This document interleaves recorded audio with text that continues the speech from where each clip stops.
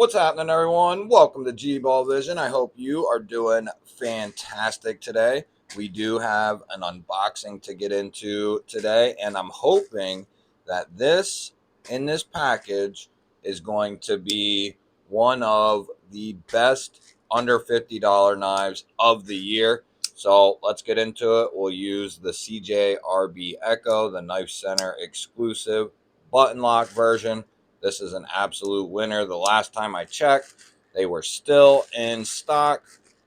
So let's get into this guy. I can tell it's a lighter knife just by the packaging. So we have a Miguron, and I am no stranger to Miguron. I have quite a few of their premium knives. I have quite a few of their more budget-ended knives, but there have been a couple this year that have come out that I have not been able to check out as far as their budget line.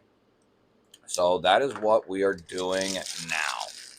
The Moirel, or however you want to say it, is one that I really want to check out.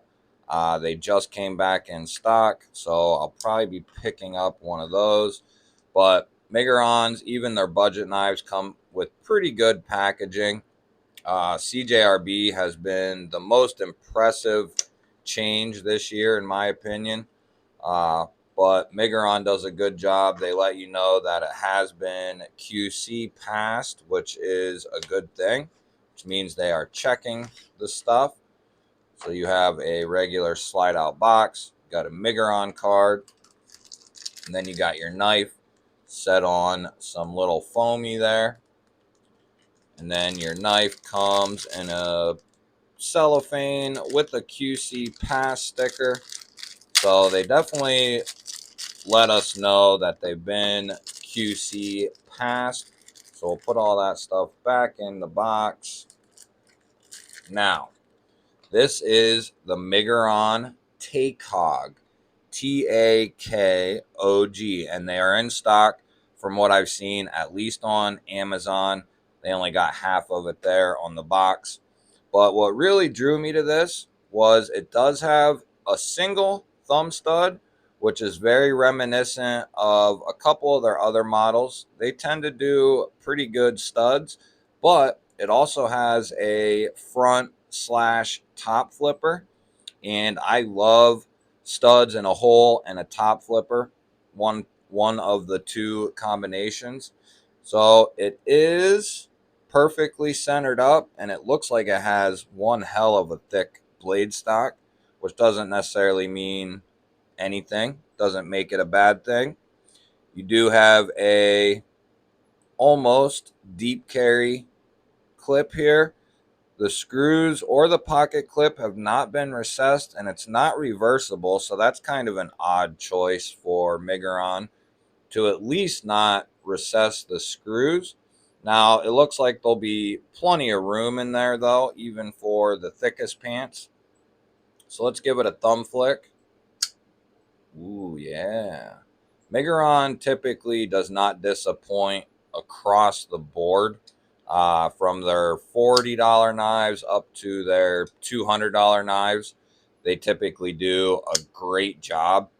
And then they also have AM8, which is the sister company to Miguron. Wow, this is actually pretty decent on the action front. Miguron typically does a good job on their fit, on their finish, on the action, on the edges. Their steel choices are also right on point. They do a lot of 14C, S90V, M390.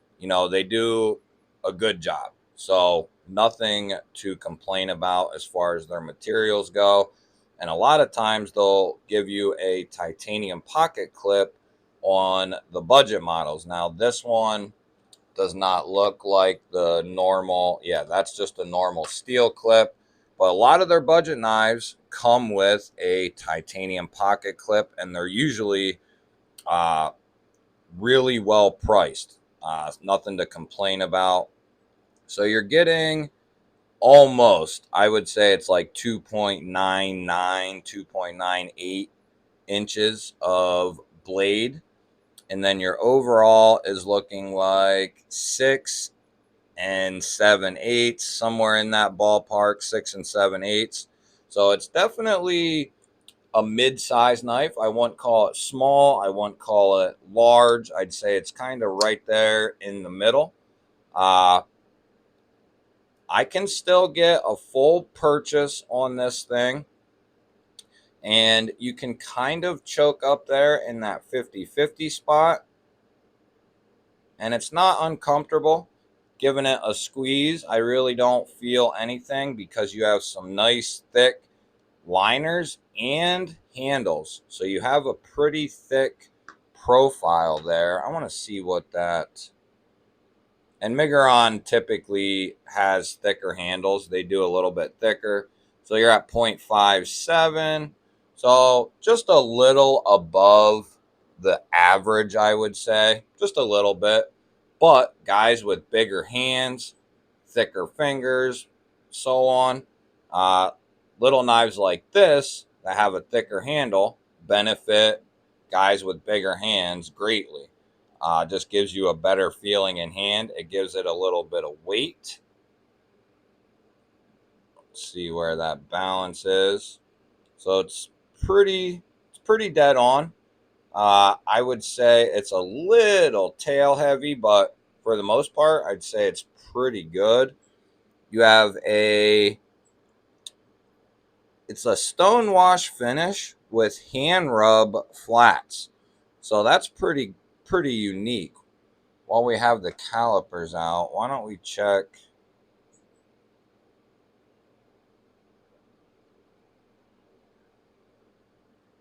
So that's coming down around 15.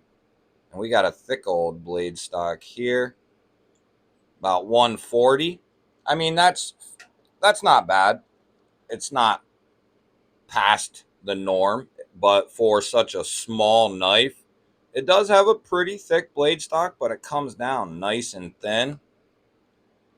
Why don't we see what that edge came like? And they typically do a wonderful job on their edges. I don't know. I probably have 6 or so of Miguron's knives, if not more. And they all have come with a great edge. Now, I typically get the little bit more expensive ones. I do have 2 or 3 of their budget ended models.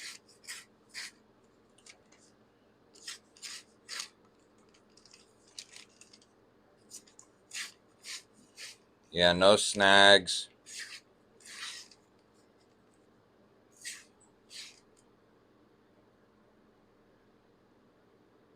Yeah, feels good. Pretty slicey. I think it's a little thick behind the edge, but not bad. If they would have brought that down just a little bit more, I think it would have been a better slicer. But I don't know that this design really doesn't strike me as a slicer knife. You know, with this thick of a blade stock and being around 15 thousandths behind the edge, I'm willing to bet this was created to kind of be a work knife slash kind of beater knife. Another thing I really like is they give us good access to the liner with the chamfer on the liner, and the front flipper works very well. They run the jimping all the way up. I don't know if you can do it from the top. Oh, yes, you can. So you can do it from the front and the top. That is that's unique because there ain't many knives where you can get a front flip and a top flip. It's usually one or the other, and they nailed that here. You can do it right on the top, and you can do it from the front. So this should be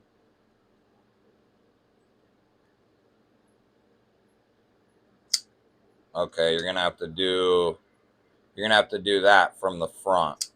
the reach around. If you do that from the front, you'll get it. The rollover will be easy. Thumb flick, of course, is nice and stout.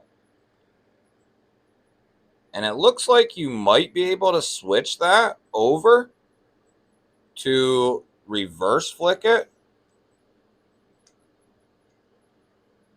Yeah, I can't get nothing on that guy. There's no swedge or nothing. So you're not going to be able to reverse flick this unless you can switch the stud. I do not know for sure. I don't see why you wouldn't be able to. There you can see the blade steel marking, and that's all you have on the blade. Perfectly done by Miguron. I always say that.